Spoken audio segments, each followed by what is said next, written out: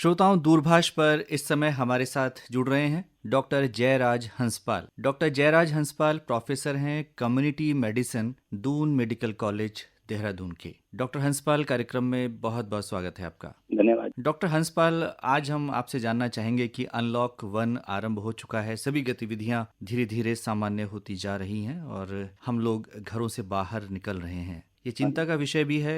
एक टर्मिनोलॉजी बहुत शुरू में जब इसका प्रसार शुरू हुआ था कोरोना वायरस का, तो कहा जा रहा था कि ये कहीं कम्युनिटी स्प्रेड ना हो जाए। ये कम्युनिटी स्प्रेड से क्या तात्पर्य है? ये कम्युनिटी स्प्रेड से ये तात्पर्य है, ये स्टेज 3 में हम मानते हैं इसको, स्प्रेड को, कम्युनिटी के, ये कोविड के जो स्प्रेड है इसमें स्प्रेड का कोई विशेष कारण नहीं समझ में आता है। जैसे कि पहले होता है, जो भाई अंतर्राष्ट्रीय आए हैं, यहाँ पे भारत में आए हैं, उनसे बीमारी जिससे फैली हुई है, या आपको पता है कि मुझे इससे बीमारी फैली हुई है, किसी के घर पे मीट से फैली हुई है या कोई रिश्तेदार से फैली हुई है, तो तब हमें पता होता है और हम इस बीमारी का हमें पूरा पता होता है कि इन कारणों से हुआ है। पर जब स्टेज 3 आ जाता है और जब कम्युनिटी स्प्रेड होता है, तब हमें सिर्फ बीमारी का पता चलता है, ये नहीं पता किससे फैला है। वो बहुत ही खतरनाक स्टेज होता है, क्योंकि इससे हमें पता नहीं है किस आदमी से उनको फैला है, और जब तक हम ढूंढ ही नहीं सकते पहले तो किस वजह से किस आदमी से फैला है, और तब तक वो आदमी किसने औरों को फैला चुका होगा। क्योंकि जब हमें पता ही नहीं है कि किससे फैला है, तो हम किसको ढूंढें या किसकी ट्रेसिंग करें हम, ताकि हम पता कर सकें और हम वहाँ पे कर्व कर सकें या वहाँ पे रोक सके बीमारी को। यहाँ तो रुकना ही मुश्किल है, क्योंकि वो हमें पता ही नहीं, पूरी कम्युनिटी में फैल गया है। तो इसलिए ये बहुत ही खतरनाक स्टेज है, और भारत इस स्टेज में आने का अभी पूरा चांस लग रहा है। जरूर कहा जा रहा है कि अभी नहीं है, पर जिस तरह से हालात हैं, तो मुझे बहुत ही डर है कि कहीं ये फैल ना जाए, कम्युनिटी स्प्रेड ना हो जाए। डॉक्टर हंसपाल, जब हम उत्तराखंड सरकार के हेल्थ बुलेटिन को देखते हैं तो उसमें लिखा होता है कि इनकी ट्रैवल हिस्ट्री है, दिल्ली से आए, बॉम्बे से आए, सूरत से आए, अहमदाबाद से आए, अन्य शहरों से आए। लेकिन कुछ लोगों के आगे लिखा होता है कि नो ट्रैवल हिस्ट्री। तो इसका तात्पर्य ये हुआ कि इनके बारे में कोई जानकारी नहीं है, इनको कैसे फैला? नहीं, इसमें ये भी हो सकता है कि समझो जैसे मेरे घर पे कोई आया है ट्रेवल हिस्ट्री के साथ, ठीक है, मेरे यहाँ रहा या मैं संपर्क में आया और मुझे हो गया, और कल को मेरे को पूछा जाए आपकी कोई ट्रेवल हिस्ट्री रही है, और मैं कहूंगा नहीं। फिर होता है कि आप किसी ट्रेवल हिस्ट्री के संपर्क में आए हैं, फिर मैं कहूंगा हाँ, तो फिर वही बात हो गई ना कि ट्रेसिंग हो गई मेरी, कि मैं खुद नहीं ट्रेवल हिस्ट्री का था, पर मेरे को जिससे हो गया है वो ट्रेवल हिस्ट्री का केस था।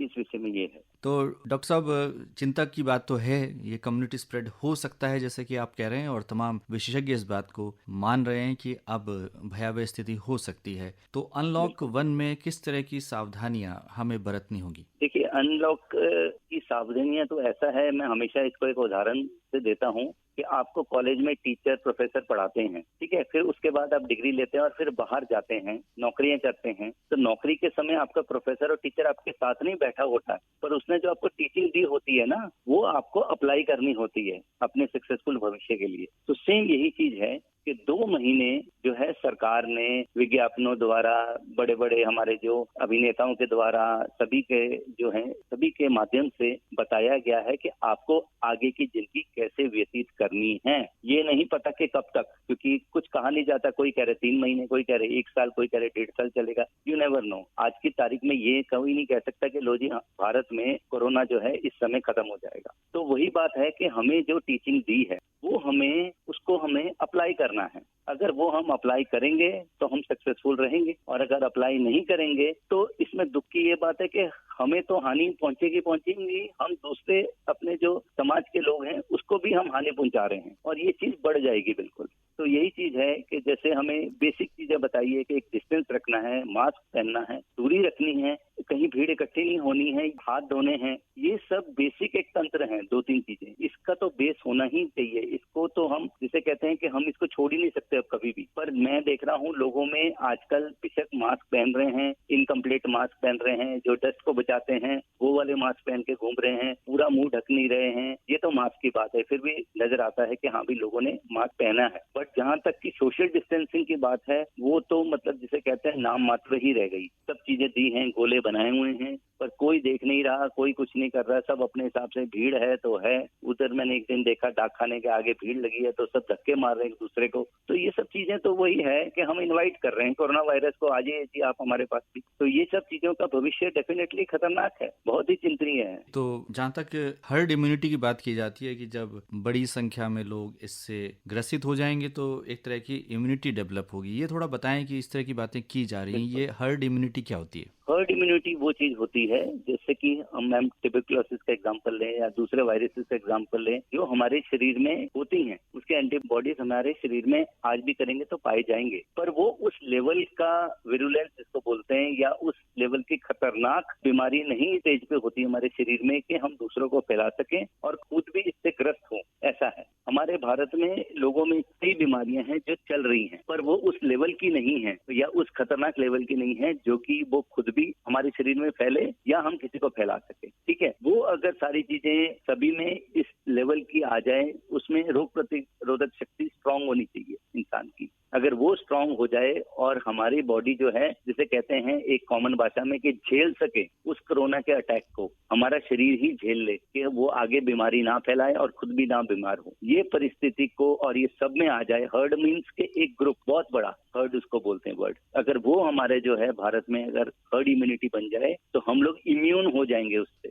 तो हम लोगों को वो बीमारी इतनी नहीं स्ट्रांग होगी कि हमारे शरीर को अटैक कर सके और हमें बीमार कर सके। तो डॉक्टर हंसपाल, इसके लिए कितने प्रतिशत पॉपुलेशन को इन्फेक्ट होना पड़ेगा? इसमें जी कुछ नहीं कहा सकता है, बिकॉज ये जो वायरस है, ये वायरस बड़ा ही चकमेबाज है। ये वायरस हमें बता ही नहीं रहा कि उसका असली स्वभाव क्या है। कभी कुछ चेंज हो रहा है, कभी कुछ हो रहा है। आजकल ये भी पाए जा रहे हैं कि जो एसिम्प्टोमेटिक रहा है, किसी को कुछ नहीं हुआ है, ठीक ठाक है, टेस्ट कराया पॉजिटिव निकल आया, अब आप क्या कहेंगे इसको? तो ये अभी इसका ये कहना कि कितने पॉपुलेशन को करके ये हम हर्ड इम्यूनिटी का लेवल अचीव कर सकें और कर भी पाएंगे कि नहीं, कई विदेशी जो डॉक्टर्स हैं, साइंटिस्ट है, ये सारे भी कह रहे हैं कि हर्ड इम्यूनिटी हम सोच के तो बैठे हैं, पर ये कारगर होगा कि नहीं इस पर्टिकुलर वायरस के लिए, ये अभी भी डाउट है। तो इसलिए बस समय का एक है, इंतजार कर रहे हैं कि अगर ये चीज हो जाए तो इससे बढ़िया कोई चीज नहीं, एक वैक्सीन और एक हर्ड इम्यूनिटी, इसके भरोसे बैठे हैं। तो डॉक्टर साहब, जब हम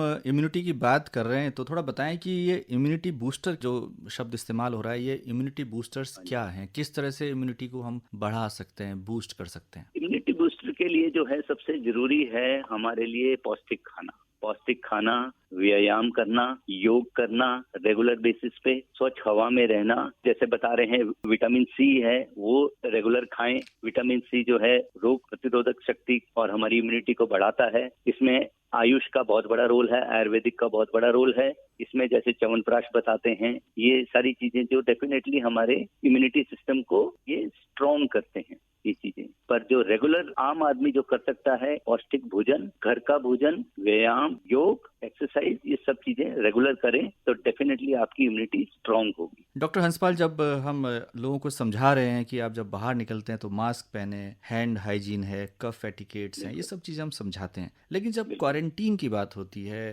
और होम आइसोलेशन की बात होती है तो इसमें क्या चीज़ें बहुत ज़रूरी हैं और जिनको क्वारंटाइन किया जा रहा है उनके लिए किन बातों का ध्यान रखना बहुत ज़रूरी है? पहले तो जी सबसे जरूरी यही है कि आपके मन की इच्छा शक्ति स्ट्रांग होनी चाहिए। अगर आपको 14 डेज के लिए क्वारंटाइन किया गया है, होम क्वारंटाइन आपकी भलाई के लिए कहा गया कि भाई चलो आप जैसे बाहर की जगह या हॉस्पिटल में या दूसरी संस्थाओं में क्वारंटाइन किया जाता है, आप वहाँ कंफर्टेबल नहीं हैं, आप होम क्वारंटाइन के लिए इंटरेस्टेड हैं कि भाई हम वहाँ कर ले तो अपने घर में हम ठीक ठाक रहेंगे, तो आप वफादारी से वो चीज करें। मैंने कई पढ़े लिखों में, समझदार लोगों में भी देखा है कि ज्यादा से ज्यादा 4 से 5 दिन रह के फिर घूम रहे होते हैं, नीचे सोसाइटियों में घूम रहे होते हैं, अरे मुझे ये जरूरी काम था, अरे ये था। तो अगर आप सेल्फ डिसिप्लिन ही खराब कर देंगे तो अपने लिए तो खतरनाक है ही है, सबसे ज्यादा अपनी सोसाइटी के लिए, अपने समाज के लिए आप कितने खतरनाक हैं। क्योंकि जो नॉर्म्स हैं इस पर्टिकुलर वायरस में, पहले तो हमें ये वायरस का पहले कई चीजें समझ ही नहीं आ रही, जो चीज हम समझ पाए हैं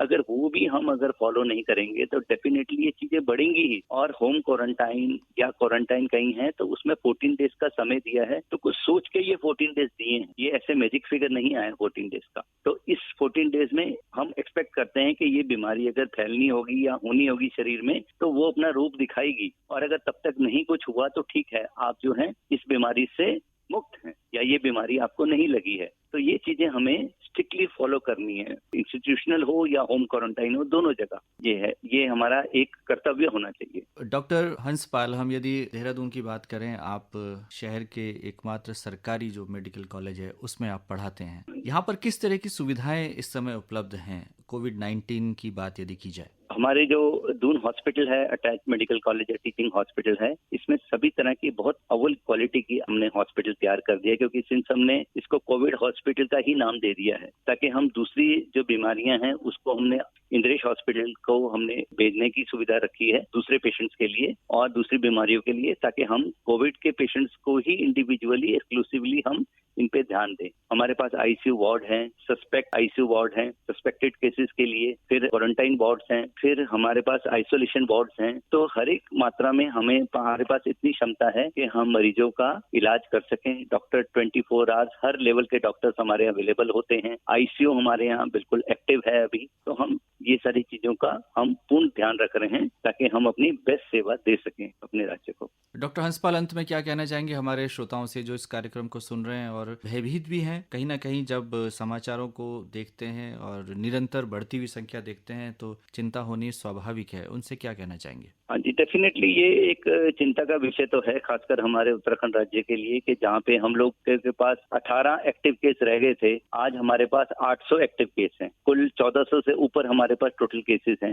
जिसमें कि हमारे 3 जो जिले हैं स्पेशली, जैसे नैनीताल हुआ, हरिद्वार हुआ और देहरादून है, इनमें से 1400 में से 1000 केसेस ये 3 जिलों में ही पाए जाते हैं। तो हमें स्पेशली जो यहाँ के प्रवासी हैं, क्योंकि देखिए जब प्रवासी आ गए हैं और प्रवासियों को भी आना है अपने राज्य में, हम आएंगे, तो उसकी वजह से जो है डेफिनेटली हमें ये चीज के बढ़ोतरी मिली है और हमारे लिए ये चिंता का विषय बन गया है। तो हमें, हमारा एक फर्ज है कि जब हमारे यहाँ आपदा आई है, ये प्रॉब्लम हुई है, तो हमें अपने आप को सेल्फ डिसिप्लिन रखना है और जो 3 हमारे मंत्र हैं, हाथ धोना, मास्क पहनना और डिस्टेंस रखना, ये 3 मंत्र के साथ अगर हम चले तो हम डेफिनेटली इस कोरोना वायरस पे हम काबू पा सकते हैं, या उसको हम अपने ऊपर हावी नहीं होने दें, तो अपने आप वो परेशान होकर चले जाएगा हमारी जिंदगी। डॉक्टर हंसपाल, यात्रा करना कितना जरूरी है इस समय? हम अवॉइड करें? यात्रा करना तभी आप करें अगर बहुत ही जरूरी है। ऐसा नहीं है कि अगर सरकार ने आपको सुविधा दी है कि खासकर जो राज्य के अंदर कहीं जाना हो तो आपको अनुमति दी है, तो ये अनुमति घूमने फिरने के लिए नहीं दी है सरकार ने, ये हर आदमी को समझना चाहिए। ये इसलिए दी है कि कल को कोई आपके रिश्तेदार या कोई संबंधी कोई बीमार है, किसी को आपकी जरूरत है, किसी की डेथ हो गई है, कोई ऐसे या और कोई आपातकालीन कार्य है, उसके लिए ये आपको अलाउ किया गया है। पहले तो वो भी नहीं था, बिल्कुल भी आप जा ही नहीं सकते थे। किसको की डेथ हो गई है वो नहीं जा सके, बेटा नहीं जा सका फादर की डेथ पे, तो ये एक आपको बहुत ही आपातकालीन परिस्थिति में ही आपको अलाउ कर रहे हैं। ये आप सब समझें कि ये घूमने फिरने के लिए नहीं है और जितना हो सके यात्रा को सीमित रखें जी, और कोशिश करें कि अगर टाला जा सकता है तो टालें। बिल्कुल जी, डेफिनेटली। इसलिए हमने कहा कि बहुत ही जरूरी हो तभी जाएं, क्योंकि आप जहाँ पे भी जाएंगे वहाँ कोरोना पहले ही बैठा है, ये आप लेके चलें। तो इसलिए आप बहुत ही ध्यान रखें और तभी जाएं जब बहुत ही जरूरी हो, अदरवाइज उनको टाल सकते हैं तो जरूर टालें अपनी यात्रा को। डॉक्टर जयराज हंसपाल, आकाशवाणी से जुड़ने के लिए और इस महत्वपूर्ण बातचीत के लिए आपका बहुत बहुत धन्यवाद।